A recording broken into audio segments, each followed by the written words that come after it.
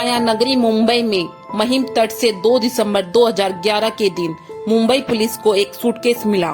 Suitcase के अंदर एक आदमी का कटा हुआ एक हाथ, एक पैर और शरीर के कुछ और टुकड़े थे। पुलिस को ये सूटकेस महिम बीच पर तैरता हुआ मिला था। लाश की पहचान कर पाना पुलिस के लिए बेहद मुश्किल था। पुलिस को सूटकेस से लाश के अलावा स्वेटर और पैंट भी मिली थी।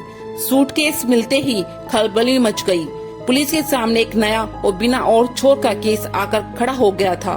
मामले की गंभीरता को देखते हुए जांच मुंबई क्राइम ब्रांच को सौंपी गई।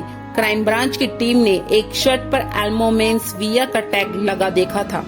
क्राइम ब्रांच कुर्ला पश्चिम में बेलगामी रोड पर उस दुकान पर पहुंची। उस शर्ट का बिल निकलवाया तो पता चला कि बिल किसी बेनेट के नाम पर था। अब इसी नाम के आदमी को खोजना पुलिस का मकसद था। मुंबई क्राइम ब्रांच ने फेसबुक पर बेनेट को सर्च किया और कई प्रोफाइल में तस्वीरें खंगाली, जिसमें से एक व्यक्ति वही वाली लाल स्वेटर पहने हुए था जो उस सूटकेस में मिली थी। इस तस्वीर से कंफर्म हो गया कि ये वही बेनेट है।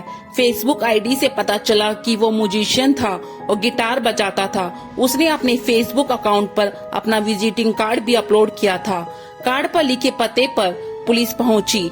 देखा कि घर पर ताला लगा हुआ है। पूछताछ करने पर पता चला कि किसी ने बेनेट को पिछले कुछ दिनों से देखा ही नहीं था। पड़ोसियों से पूछताछ करने पर उसकी गोद ली हुई बेटी आराध्या पाटिल उर्फ रिया बेनेट के बारे में पता चला। पड़ोसियों ने बताया कि यहाँ वे अपनी गोद ली हुई 19 वर्षीय बेटी के साथ रहते थे। पुलिस ने उसका नंबर हासिल किया और 7 दिसंबर के दिन बेनेट की हत्या के शक में बेनेट की गोद ली हुई बेटी और उसके बॉयफ्रेंड को गिरफ्तार कर लिया। लड़की 19 साल की है और लड़का 16 साल का।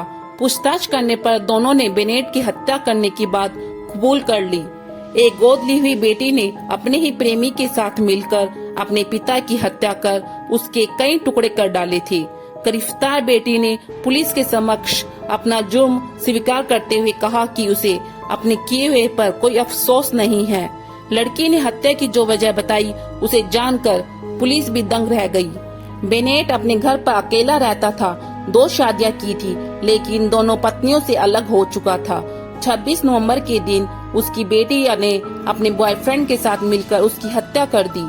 उसकी घटना की पूरी जानकारी देते हुए बताया कि दोनों ने बेनेट के ऊपर चाकू और डंडे से हमला किया। उसके मुख पर मच्छर मारने वाला स्प्रे किया और चाकू से गोंदकर मार डाला। इसके बाद शव को ठिकाने लगाने का एक प्लान बनाया। उन्होंने 3 दिनों तक शव को घर में ही रखा। इस दौरान बेनेट की बेटी और बॉयफ्रेंड फ्लैट पर ही मौजूद थे। उन्होंने तेज धार वाले 4 चाकुओं से शव को छोटे छोटे टुकड़ों में काटा। शव के टुकड़े करने से पहले चाकू को गर्म किया गया। टुकड़ों को 3 सूटकेस में भरकर रिक्शा के जरिए मीठी नदी तक लेकर गए और फेंक दिया, जिसमें से एक सूटकेस बहता हुआ महिम बीच पर पहुंच गया। इस पूरे कांड में रिया के बॉयफ्रेंड का एक दोस्त भी शामिल था। रिया ने बताया कि बेनेट उसका यौन शोषण करता था और बॉयफ्रेंड के साथ उसके रिश्तों का विरोध करता था, जिससे वह तंग आ चुकी थी और अपने प्रेमी के साथ मिलकर उसकी हत्या कर दी। पुलिस ने बांद्रा कुर्ला कॉम्प्लेक्स इलाके के पास मीठी नदी से दूसरे सूटकेस को भी बरामद किया। बाद में पुलिस ने इस मामले में तीसरे आरोपी को गिरफ्तार किया। पुलिस की गिरफ्त में आए इस तीसरे आरोपी का नाम अली उमर मियां चाउस है। अली 19 साल का है और आराध्या उर्फ रिया के प्रेमी का दोस्त है। वारदात के अगले दिन यानी 27 नवंबर को रिया और उसके प्रेमी घाट कॉपर में अली से मिले थे।